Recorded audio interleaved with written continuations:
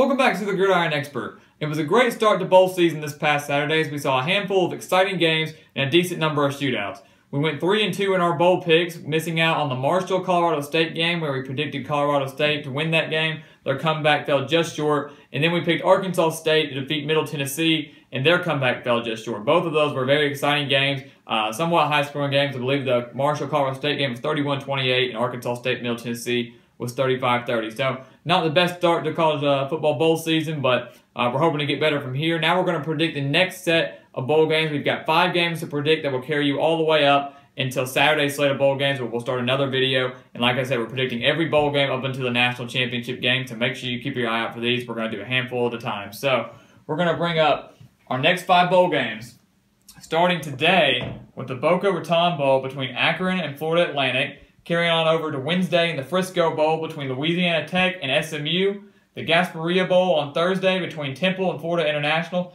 and then Friday we have a doubleheader between UAB and Ohio in the Bahamas Bowl, and then Central Michigan and Wyoming in the Idaho Potato Bowl. So all fairly decent matchups. Some of these have major implications for these schools. I would more so on UAB's part. It's a very exciting time for them. We'll touch on that in here in a second. But we'll start up with the first game here with the Bowden Tom Bowl between Akron and Florida Atlantic. A very intriguing matchup. You got Terry Bowden and Lane Kiffin, very dynamic coaches. You could totally see this game going into very high scoring, a very good shootout. Lane Kiffin just inked a 10-year contract extension with Florida Atlantic, which surprised me. I figured he would only be there for a couple of years and then bolt for another school, a much bigger school. But he just signed a 10-year contract with the Owls, so they've got a little bit of stability there. He did a great job turning this program around, getting them to win the Conference USA Championship, 10 wins.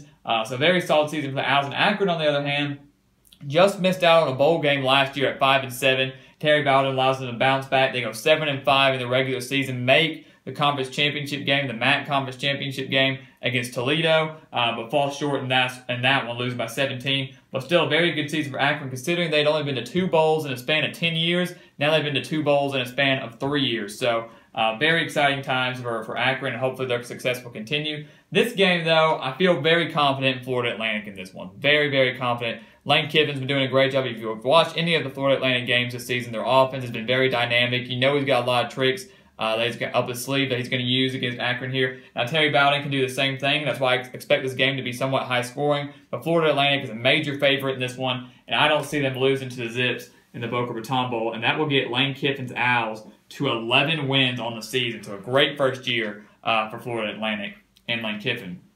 Now, the Frisco Bowl. This game is very, very intriguing for many reasons. We'll start with SMU, mostly because of what's been going on this offseason. Chad Morris, their head coach of 3 years, has now left to go become the head coach at Arkansas.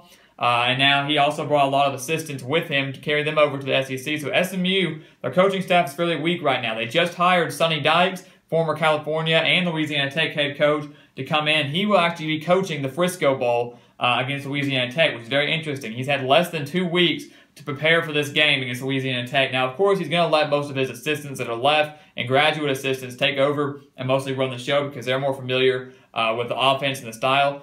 But, a lot of things off the field that have been bothering SMU. Now, granted, it doesn't mean their players can't perform well. They have a 3,000-yard passer, a 1,000-yard rusher, and a 1,000-yard receiver. I think they actually have 2 1,000-yard receivers. So SMU's offense is very dynamic, led by Ben Hicks at quarterback. He's been doing a great job, and that's the kind of style that Chad Morris want to implement there, slowly increase every year. The win total finally got them back to a bowl game. So their players are there. See how they can compete against Louisiana Tech, who Jamar Smith, also a very, very good dynamic quarterback. See how he can do. Skip Holtz has done a great job there, too. He's going for, I think, his 4th straight bowl win at Louisiana Tech. So this game has major implications for both schools. SMU, they desperately want it, but how well are they going to respond after losing their head coach? I'm predicting an upset with Louisiana Tech beating SMU in the Frisco Bowl. Now, some people will say that's not an upset, but SMU is favored in this one by about 4 or 5 points. A lot of people think they're going to be able to win this one. I like Skip Holtz in there and Jamar Smith at quarterback because of the stability they have. I don't know how SMU is going to respond with a new head coach that they've had for less than 2 weeks running the show. So next year, I expect SMU to continue their success. Sonny Dykes, we all know his track record. He can be very successful, especially here at SMU. But right now, I like Louisiana Tech in the Frisco Bowl. And then the Gasparilla Bowl on Thursday. And they just keep adding bowls on and on. Soon enough, we'll have about 50 of them. Temple and Florida International, give credit to Butch Davis coming into Florida International, taking over a team that hadn't been to a bowl game since 2011.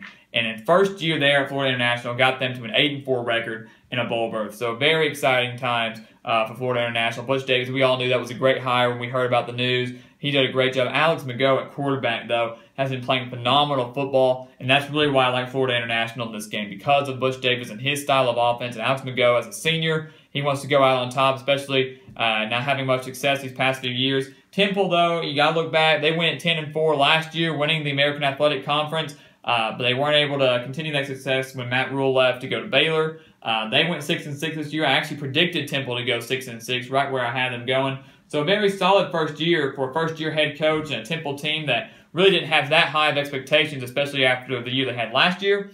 But I like Florida International, this one led by Butch Davis and Alex McGough. I mean, this game, I think they're going to be able to exploit that Temple defense. Temple's lucky that they made a bowl game, and I think that Florida International is going to get the win and get the Panthers to 9 wins in Butch Davis' first year. So a very, very solid year for them. The Bahamas Bowl, starting on Friday. This is a very, very intriguing game. Very excited to watch this one. Let's just look back in time a little bit. We got UAB back in 2014. They cut their football program. They disbanded it because they didn't have enough money. They decided to cut it. And remember that they went 6-6 that year in 2014 and didn't get to go to a bowl game. They just ended it. And, that doesn't happen very often where a team or a school decides to cut their football program. And after a constant outcry from the fans and the media, they were able to bring it back this year in their first year, and no one had very high expectations for the Blazers. They went 6-6 last year. They had no offensive starters returning because it's been 2 to 3 years. They had 4 guys on defense returning, and here's UAB, first year back after a couple-year rest, 8-4 and making the Bahamas Bowl against Ohio. So a great job for the Blazers. A.J. Erdely has been doing great at quarterback. I remember him from a few years ago. He's been doing a great job for the Blazers. In Ohio, though, it was a team that I thought, and I think a lot of the media thought, could challenge Toledo for the MAC Conference Championship, and they had a fairly disappointing year as well. Of course, they are 8-4, not a bad year on the Frank Solich's team at all. But I'm going to pick UAB in this one. The Bahamas Bowl, whenever you go to somewhere tropical like the Bahamas or Hawaii, you have to think of how the team's going to react and how prepared is the team going to be. Are they going to get distracted by where they are, the location of the game? That's going to come down, that's coaching, making sure your team stays focused, and most of the time they do. But I think UAB is going to be extremely hyped for this game. Ohio's probably pretty upset they were not able to play for their conference championship game, a year that many thought they would finally be able to break through and win that trophy. UAB, though, we knew they weren't going to win the Conference USA championship game. A solid first year for them, 8-4. I'm going to give them an upset win over Ohio. So that's going to be a very intriguing game to watch. You all need to watch this game. I'm very excited for that. But I would like to see UAB win that, getting the 9 wins in their first year back with the football program. And then the Idaho Potato Bowl, the famous Idaho Potato Bowl between Central Michigan and Wyoming. Another very intriguing matchup here. We've got mostly on the Wyoming side here with Josh Allen, who could potentially be a first-round draft pick at quarterback for Wyoming. He's been battling injury a lot this year, but he's expected to return and play in the Potato Bowl for his senior year and hopefully improve that draft stock to get him into a first-round draft pick despite being injured for a lot of the year. Now, they're going up against a solid team in Central Michigan who is 8-4 from the MAC, also has a very explosive offense, led by a very dynamic quarterback here at Central Michigan. I'm going to like Wyoming in this one, mostly because of the return of Josh Allen. He's going to be fired up, wants this team to win, wants to go out on top. Now, Central Michigan, no pushover here, made a great run in the MAC this season. It's really going to come down to defense. Whoever has the better defense, I think, will win this game, because I could easily see this game becoming a shootout. I like Josh Allen, though, because I think he is the better quarterback, will be able to lead this team and wants to go out on top. As a senior, Central Michigan has a fairly young team, and I like the Cowboys in this one to win the famous Idaho Potato Bowl. And that is your slate of 5 bowl games going into Saturday. This will carry you all the way to Saturday when we will then pick up bowl games again and continue predicting, like I said, all the way to the national championship game.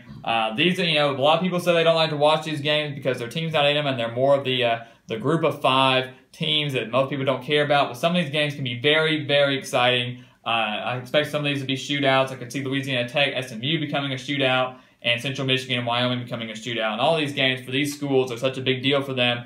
So I expect some of these games to become very exciting, just like we saw this past Saturday. So make sure you keep your eyes out for these next 5 games that will end Last game ending Friday afternoon, and then we'll pick up predictions Friday night and carry them over for the rest of the bowl season. So make sure you keep your eye out for that. Thank you for watching. Please continue to like, comment, subscribe, and we will see you next time on The Gridiron Expert.